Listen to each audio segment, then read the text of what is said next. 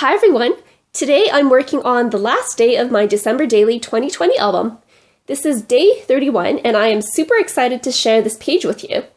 If you're new to my channel, be sure to subscribe for more process videos coming in 2021 and find me on Instagram for more crafty inspiration. Today I'm going to be showing you how I created this page here that opens here to review some photos and journaling. And this one is using a digital stamp from In a Creative Bubble. And here I've created a shaker pocket that has a tag here with some journaling. And I use supplies from Coco Daisy as well as Ali Edwards. And if you'd like to know how to create this page, then just keep watching. So first I'm going to be working on the pocket that goes on the back page. So this piece of cardstock I've cut at 5 inches by 8.5 inches, and then I'm scoring half an inch away from 3 of the 4 sides to create that pocket, and then just putting score tape along those 3 edges. This is 3/8 of an inch score tape that I'm using. I'm just trimming off the corners where the 2 score lines intersect, just so that when I fold the pocket over, it creates less bulk. And then just finding that center there and punching a half circle, just so that I can pull out that tag a bit easier. I'm using a star die from Spellbinders to create a window for my shaker. And then just putting some washi tape down and running it through my die cutting machine there. Next, I'm going to be folding over these score lines, and that's what's going to attach onto my page to create the pocket.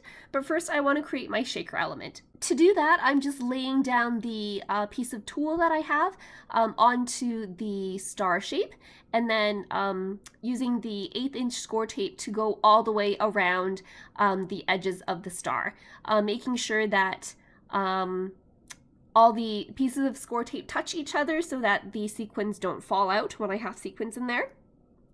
Next, I'm cutting down a piece of vellum that's just going to go inside. So this is going to go against the tulle piece to create our shaker element. I didn't want to use another piece of tulle because I was worried that when I slide my tag in and out, that the edges would catch on the tulle. And so here I'm just using some gold sequins. To make this mix, I've also added some little star sequins as well. They're a bit tricky because they kind of fly all over the place and are a bit messy. The gold circle sequins are actually from, like if you're familiar with the makeup brand Pat McGrath, she has all these sets of makeup and they come in bags and they fill the bags up with a whole bunch of sequins. So I saved a bunch of these sequins and I've been wanting to use them on a project. So I decided this would be perfect for my New Year's Eve spread. So next I'm just carefully removing the score tape backing from the tulle, and it's not going as well as I hoped because every time I try to lift it up, the tulle, because it's so delicate, keeps flopping around, and so the sequins are falling out of the pocket. But I think I managed it pretty well. And so here I'm attaching the vellum onto the tulle piece, and you can see that the shaker bits are staying inside miraculously. I realized that another thing I could have done is attach the score tape onto the vellum and then put my shaker pieces on the vellum and then put the tulle on top of, like stick the tulle down onto the vellum instead of doing it the opposite way around, just because the vellum is a bit more stable. So I feel like that would actually work a bit better, but this worked out okay for me. And then I just trimmed off some of that extra tulle that was overhanging the vellum piece there.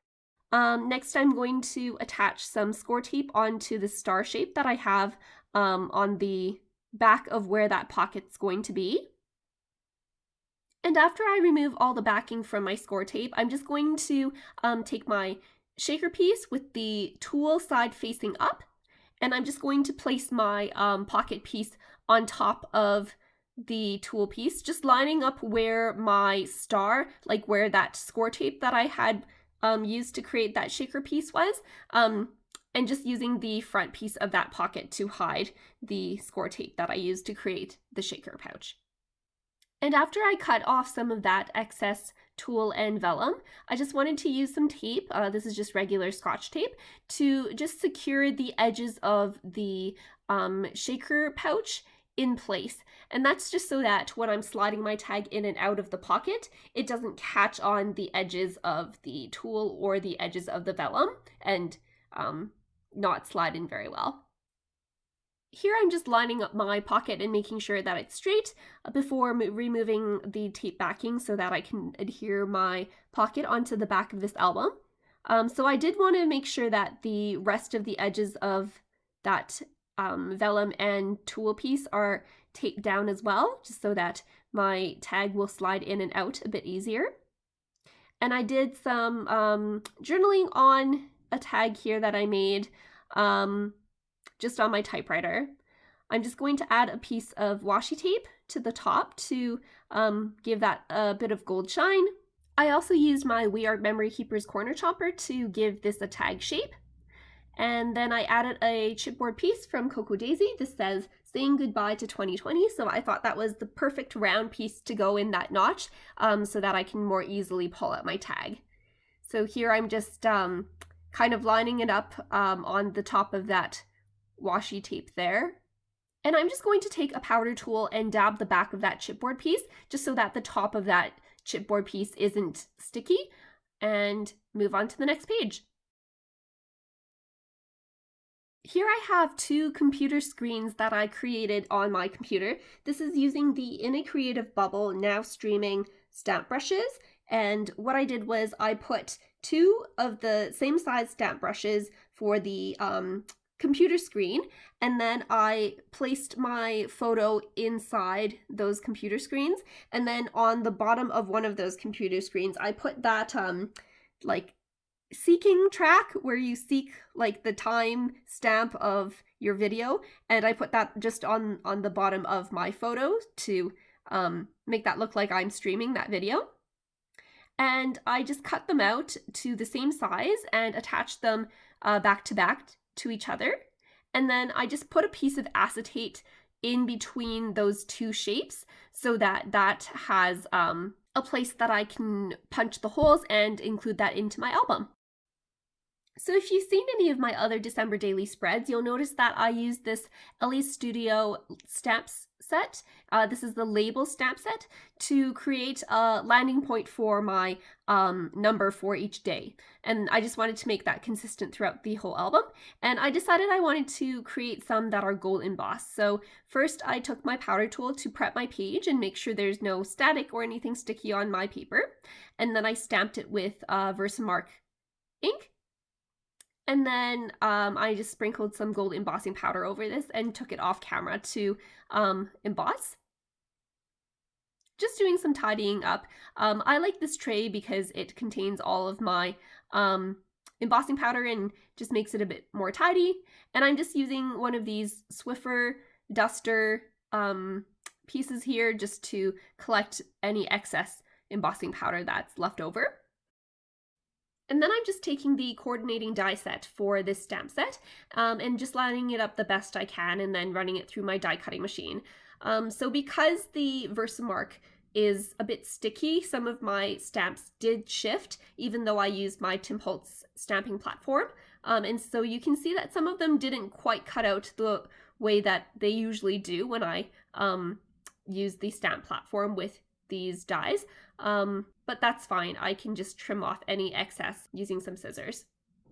I decided that left page would be a bit too plain, so I used this Tim Holtz Distress Stain. This is in Antiqued Bronze, and I'm just going to be doing some splattering.